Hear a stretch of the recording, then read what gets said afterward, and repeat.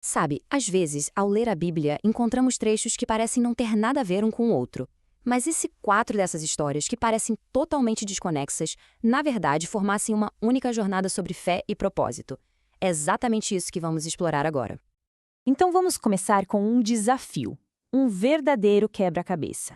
O que uma fuga pelo deserto, uma briga por causa de um vinhedo, uma oração bem pessoal e uma lista de pecados podem ter em comum? À primeira vista, parece uma mistura sem pé nem cabeça, né? Mas no final, tudo isso vai se encaixar numa única grande história. Ok, esse aqui é o nosso roteiro, o nosso mapa.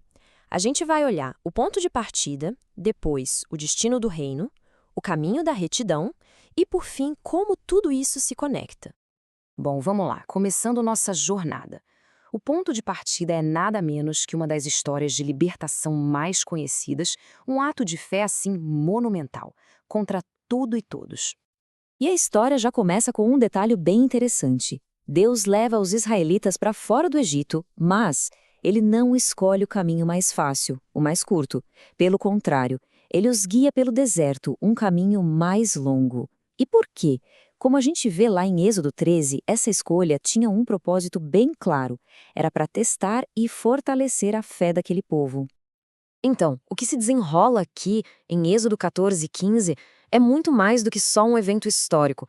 Pense na sequência: a fuga, a perseguição do exército do faraó, o milagre no Mar Vermelho.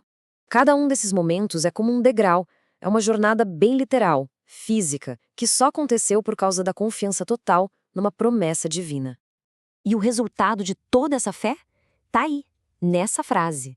É uma declaração poderosa, um cântico que mostra uma dependência total em Deus para a vitória, para o livramento.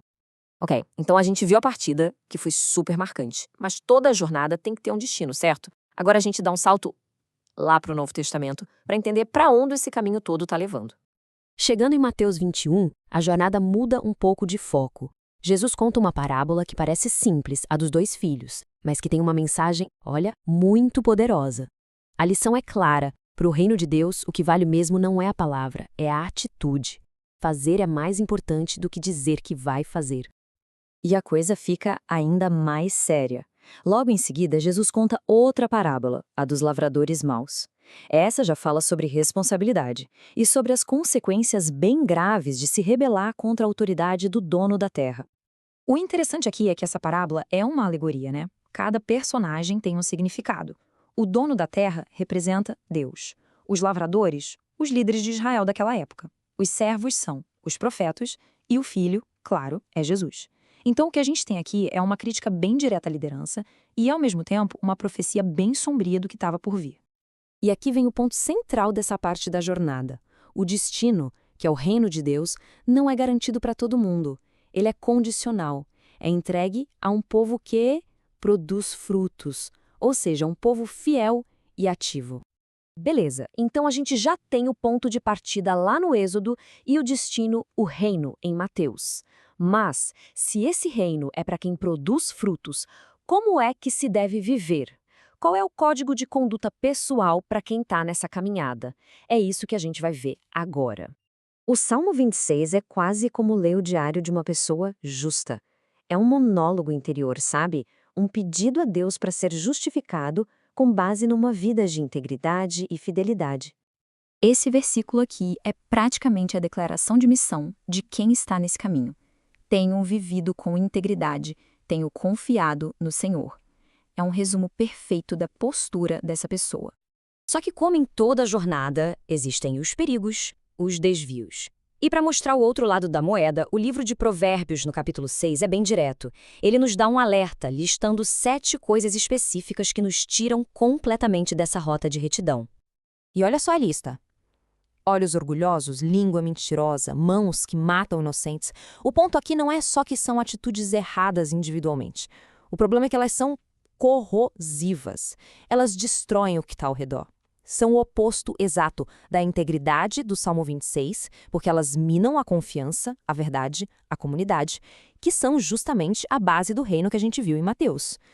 Quando a gente coloca os 2 caminhos lado a lado, o contraste fica gritante. O caminho do justo e o caminho do ímpio.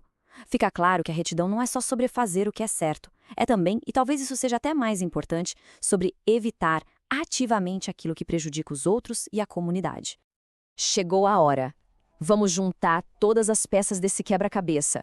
Agora a gente vai dar um passo atrás para enxergar o mapa completo, a imagem inteira que essa jornada de fé desenha. Então, o que a gente tem? Passo 1, a fé. Lá no Êxodo, a partida. Passo 2, o reino, em Mateus, o destino. E passo 3, a retidão, nos Salmos e Provérbios, o caminho. A fuga física, o alvo espiritual e o código de conduta. Tudo junto formando a imagem completa de uma vida de fé. E aqui está a grande sacada de tudo isso.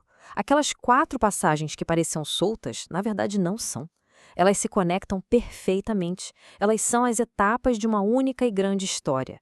Uma jornada que começa com uma libertação física, aponta para um destino espiritual e que só pode ser percorrida através de ações fiéis e de integridade pessoal.